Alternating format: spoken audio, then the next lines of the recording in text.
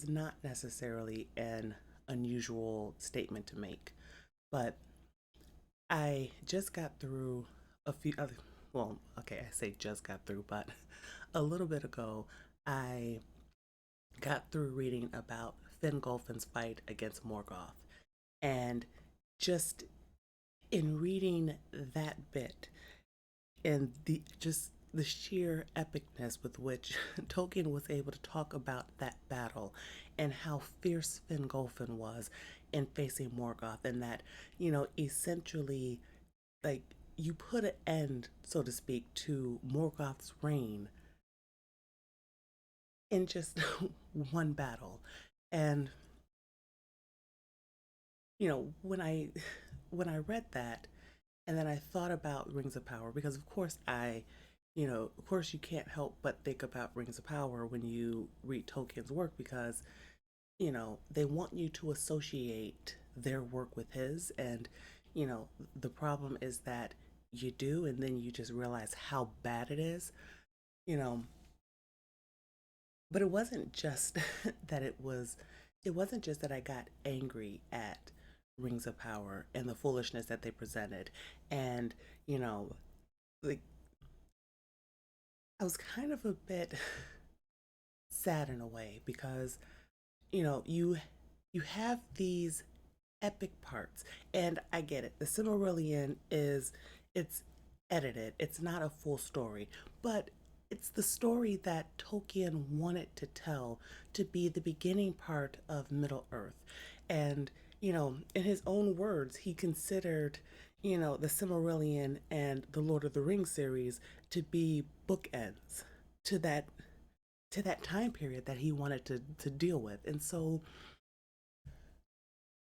this failure that Amazon did, just by not even purchasing the rights, it really does make me upset.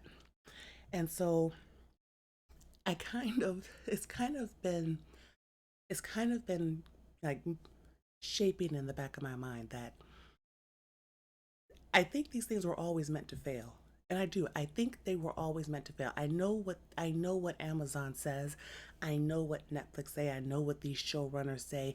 I know, even looking at IMDb, where they're trying to call The Rings of Power an epic drama.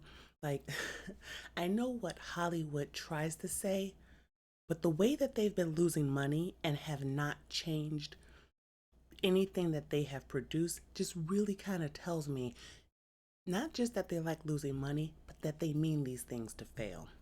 And so, if we just had the Rings of Power, we could say, okay, that just is a miss. But, we don't just have the Rings of Power. We also had the Wheel of Time. We also have The Witcher. So we have these fantasy properties that people enjoy. All sorts of people enjoy. So you already have that notoriety. You already have that attachment to the world by people all over the world. So when they're talking about, when Hollywood talks about things like mass appeal, they're lying. They're lying, because the things that they collected them, the rights to them, because they already had that mass appeal. So they knew they had that mass appeal. And so then they purposely messed it up, so to say, in order to, I don't know, like, because I think for Patrick McKay and John D. Payne, you know, I think because they're hacks in the first place. I think because they're hacks. And because they're hacks, you know, that are creatively bankrupt, I think they just live under this guise of hubris, of thinking that they're smarter than everybody else. You know, I think the problem, like, it's been noted that the problem with The Witcher is you have a bunch of writers and you have a bunch of people involved that don't even like the property, have never even read the property, have never even read the books.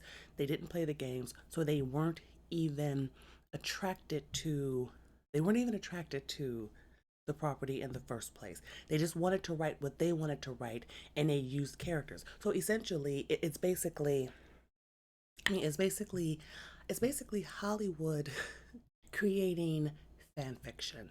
Wheel of Time. Now I have some of the books. I've not yet read them, but like with Rings of Power, I watched a lot of videos of those who actually did read the series, did watch the season 1, and and just the pain that they went through. And it basically, and then even seeing sort of the attitude of that showrunner and the flagrant disregard that they have for actual fans. And yeah, I'm going to say, I think these things were always meant to fail because Amazon knows that buy they can buy the media and they can get the media to say whatever it is that they want the media to say. So, you know, the media will say that the Rings of Prime is a success. Of course it's a success. They'll tell you how much better the Wheel of Time show is than the books. They'll you know, in terms of Netflix, it's the same thing. You're just whatever istophobe they can call you for not liking the atrocity that they're presenting before you. And you are to despise Henry Cavill because he cared about the property and he was upset that he was upset with what he was seeing on the Witcher show. So now he's left. Like, I don't really know. It's like, I don't really know what else I could say because essentially that really kind of is the problem. You know, those that for people like me who are creative and you do find yourself writing properties and things like that, like it really just tells me how necessary it is to be careful, and it really does. Like, I had no hope for Rings of Power when I found out how long they waited. Like essentially you waited till Christopher Tolkien died and then you got rid of Tom Shippey. And then you find out later that they pretty much ghosted Peter Jackson. And essentially, like I look at all of that and we can call it circumstantial evidence all we want to, but essentially it was that pretty much told me this show was designed to fail and it didn't matter how much failure it did, Amazon was going to call it a success because they were going to pay for it to be a success because not only do they not like the actual fans, I think they just despise people in general because people don't think like them. People aren't like them. The audience that they demand be there, the audience that they think that they can train just aren't there and they don't know how to get that audience. So I see this kind of as having perpetual tantrums on screen. They want to force the audience to accept what they want to present. But they don't have, like, they know they don't have the creativity to create their own shows. That's why they're not doing their own properties because they just don't have it in them. And they know that they don't have it in them. And so it's why they've gone after things that were successful, and like I don't want to get too long-winded and I might do a set like well, I probably won't do a separate video because the point is like my piece for this is really that they're looking for these things to fail. And they're looking for it to fail because they don't like the people who like it. Because in their minds, they have determined who they believe is the actual audience, and they're ignoring the evidence that says otherwise. And not only that, they are ignoring success because they don't want certain people to like what they put together. And that really kind of is the thing because they're in this place where they want to do what they want to do. They want to write their women empowerment fantasies. They want to tear down strong male characters. You know, like they want to do those things and then prop up ugly, like just absolute morally corrupt ugly individuals as being heroes because it's trying to redefine what has always been good and say that what's always been good is now wrong because the people involved don't like it because it makes them feel a certain way. It makes like and that really kind of is that kind of is the reality. Like they don't like it because it makes them feel a certain way. It makes them feel like they cannot measure up. And because they feel like they can't measure up, they have to tear down. And I've come across I've come across a lot of people like this in my life. So I know absolutely that is what Hollywood is full of. People like that. People who want to be put on a pedestal. They want to be put on like they want to be put in high places. They just believe that they like their star should shine greater than any other star in the universe. And they can't understand why people don't understand their greatness. And, if they meet somebody else that they feel intimidated by, they don't engage in a friendship with that person trying to figure out why they feel so intimidated by that person or why they feel like that person is getting the attention and accolades that they desire. They instead want to tear down that person so that they can then feel better because, well, if I drag that person down into the mud, then I can somehow in my mind feel like I'm standing taller than them.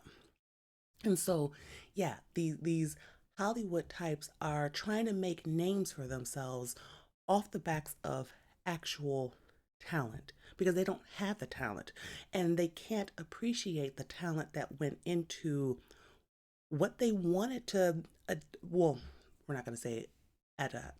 We're not going to say adapt, but you know, there was a reason that they chose those properties in the first place. And it's because they knew that those properties were popular. They knew that they resonated with people as they were. I say all the time, my favorite superhero is Superman. I'm not white. I'm not male. I'm not like I'm not from Krypton. Like physically, Superman and I are vastly different, but he resonates with me. And this idea that they have nowadays that everything must look like the world. And it doesn't even look like the world. It looks like the world Hollywood thinks exists. You know, so essentially it is the thing of you're telling me as a minority that I can't enjoy a show. I can't enjoy a show unless I see a black female character. And that's the only way that I can enjoy the show. But you chose a property that didn't have that in there, but it's a property that I liked. And when I read it, I didn't think anything of it because the point of a fantasy is that it is a fantasy world. And whatever the author created in that fantasy world is what they created. Turning it around and, well, okay, turning it around and changing it just to change it, because that's what I'm going to say. Turning, like, changing it just to change it, because that more is my problem. And, like, I've done theater, so I get the sometimes when you're doing auditions and things like that, the best person for it may not physically look like the character as written in the story. And that's not necessarily a problem if you're going based on merit. But these are not people that are going on merit. These are people that are specifically designing these roles, designing these shows, and purposely picking people that don't have the acting chops in the first place to pull off the characters. But they're using them in a way to throw it in fan faces kind of thing because it becomes the point of like what's his name, who is the, I guess well, we'll call him the Latin elf. Like it's the point of, you've told it, like in the show he did absolutely nothing, but you want us to believe that he is the most, like one of the most important characters because he's a brown face as an elf. And so we literally have boiled him down to his physical looks. Not that he like not that he's had any contribution to the show, because literally if you took him out, nothing would be lost. Like nothing would be lost. Like the same thing I would say would be for Disa. If you took her out of the show, nothing would be lost.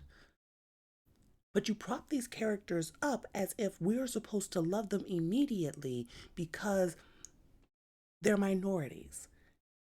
And that kind of is the problem. And that's why I go back to, I think these things were always meant to fail.